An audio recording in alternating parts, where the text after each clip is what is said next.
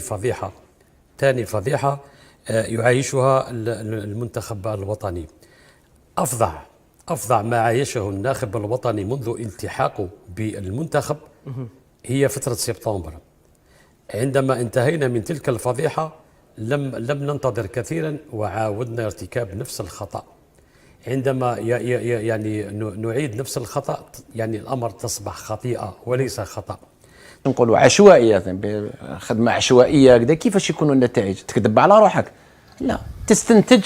واش درت هذا ما كان ما تقدرش. السلام عليكم ورحمة الله تعالى وبركاته. كنتمنى كل شيء يكون بخير وعلى خير، ومرحبا بكم في هذا الفيديو.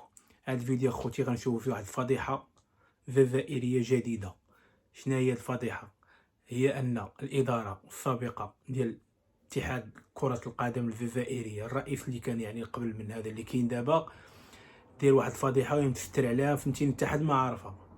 المدرب ديال المنتخب جمال بالماضي قال لك اخر واحد كيعلم بهذا الشيء هذا. تجا هذا الرئيس دابا عاد قالها ليه. يعني هي الفضيحه عندهم مقابله نهار 16 مع الصومال، ونهار 19 غيلعبوا مع موزمبيق.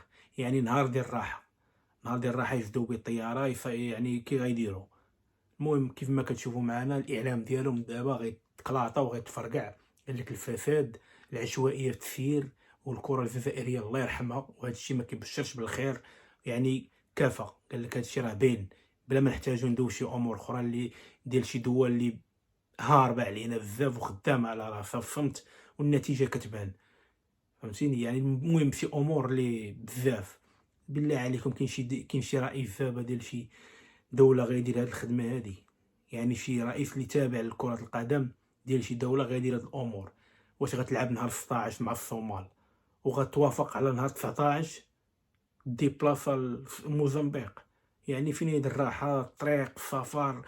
المهم باش تعرفوا من هنا كيبان لكم العشوائيه في التسيير، والناس فيهم بلا بلا بلا بلا.